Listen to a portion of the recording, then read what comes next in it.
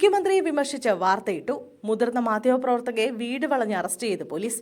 സംസ്ഥാന സർക്കാരിനെ വിമർശിച്ചുകൊണ്ടുള്ള വാർത്ത നൽകിയതിന് വനിതാ മാധ്യമപ്രവർത്തകയെ പോലീസ് അറസ്റ്റ് ചെയ്തു. തെലങ്കാനയിലാണ് സംഭവം. മുതിർന്ന മാധ്യമപ്രവർത്തക രേവന്തി പോഗഡദന്ത, സഹപ്രവർത്തക തൻവി യാദവ് എന്നിവരെയാണ് പോലീസ് അറസ്റ്റ് ചെയ്തത്. പുലർച്ചെ വീട് വളഞ്ഞാണ് ഇരുവരെയും തെലങ്കാന പോലീസ് കസ്റ്റഡിയിലെടുത്തത്. രേവതിയുടെ ഉടമസ്ഥതയിലുള്ള യൂട്യൂബ് ചാനൽ വഴി പ്രസിദ്ധീകരിച്ച സർക്കാർ വിരുദ്ധ വാർത്തയുടെ അടിസ്ഥാനത്തിലാണ് അറസ്റ്റ്. വാർത്തയുടെ ദൃശ്യങ്ങളിൽ തെലങ്കാനയിൽ കോൺഗ്രസ് സർക്കാർ ഭരിക്കുമ്പോൾ താൻ നേരിടുന്ന കഷ്ടപ്പാടുകൾ ഒരു കർഷകൻ വിവരിക്കുകയാണ്. ഇതിനിടെ മുഖ്യമന്ത്രി രേവന്ത് റെഡ്ഡിക്കെതിരെ സംസാരിക്കുന്ന ഭാഗങ്ങൾ ഉൾപ്പെടുത്തിയിരുന്നു. ഇതിനെതിരെ കോൺഗ്രസ് നൽകിയ പരാതിയിലാണ് അറസ്റ്റ്. ഹൈദരാബാദിലെ രേവതിയുടെ വീട്ടിൽ പുലർച്ചെ മഫ്തിയിലെത്തിയ 12 പോലീസുകാർ രേവതിയെ കസ്റ്റഡിയിലെടുക്കുകയായിരുന്നു.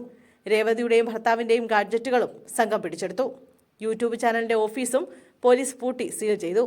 മുൻ മുഖ്യമന്ത്രി കെ ചന്ദ്രശേഖർ റാവു സർക്കാരിന്റെ കാലത്തും രേവതി നടപടി നേരിട്ടിരുന്നു.